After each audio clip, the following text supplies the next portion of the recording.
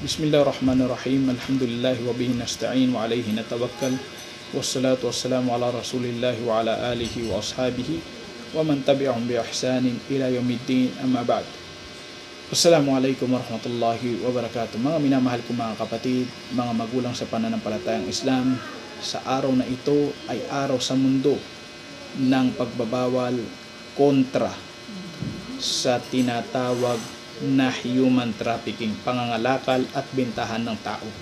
Sa pangalan pa lang ay malalaman na natin kung ano ang napapaloob na karumal-dumal dito sa gawain na ito, na kung saan ay ipinagbawal sa ating bansa, ipinagbawal sa karamihan sa mga bansa dito sa mundong ibabaw. Paano pa kaya ang pagbabawal ng nag-iisang Panginoong Allah subhanahu wa ta'ala, na lubos niyang binigyang diin ang kanyang pagbabawal doon sa mga iba't ibang mga uri na napapaloob ng mga karumal-dumal na mga gawain dito sa tinatawag na human trafficking. Hayaan niyong banggitin ko sa inyo ang apat na napapaloob dito sa gawain na ito.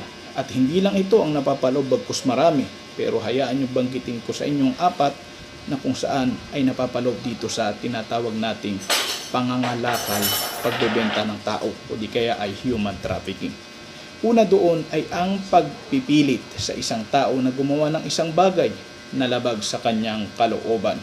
Meron tayong masasaksihan o di kaya ay nakikita na mga tao na pinagtatrabaho sa ganitong mga gawain na labag sa kanilang kalooban. Yan ay ipinagbawal rin sa atin ng ating relihiyon, higit sa lahat ang Panginoong Allah subhanahu wa ta'ala.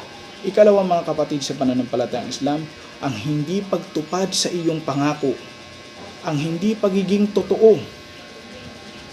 Yan rin ay ipinagbawal sa atin ng ating propeta Muhammad sallallahu alaihi wasallam, higit sa lahat ang Panginoong Allah subhanahu wa ta'ala. Sinabi ng propeta Muhammad sa kanyang hadith, la imana liman la amanata lahu, wala ahda o wala dina liman la ahda lahu. Sinabi daw ng propeta Muhammad sallallahu alaihi wasallam, walang pananampalataya ang isang tao na kung saan ay hindi mapapagkatiwalaan, at walang relihiyon ang isang tao na kung saan ay hindi tumutupad sa kanyang pangako. Ang hindi pagtupad ng isang tao sa kanyang pangako ay kabilang rin, napapaloob rin dito sa tinatawag nating human trafficking. Maraming mga tao, kababayan, na kung saan ay binibigyan pangako, nabibigyan ng ganito, pero pagdating nila sa lugar na kung saan ay kanilang pupuntahan, ay hindi pala iyon ang kanilang matadatnan.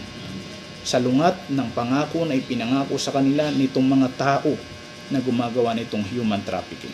Ikatlo mga kapatid sa pananampalatayang Islam ay ang pagbebenta ng loob ng katawan, o di kaya ang iba't ibang mga parte ng katawan.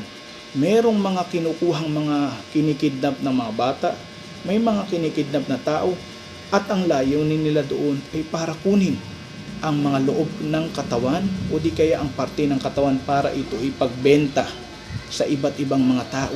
Yan ang mga gawain nila, mga minamahal ko mga kapatid sa pananampalatayang Islam. At yan ay lubos na binigyang diin na nag-iisang Panginoong Allah subhanahu wa ta'ala ang pagbabawal sa gawain na yan, mga minamahal ko mga kapatid sa pananampalatayang Islam.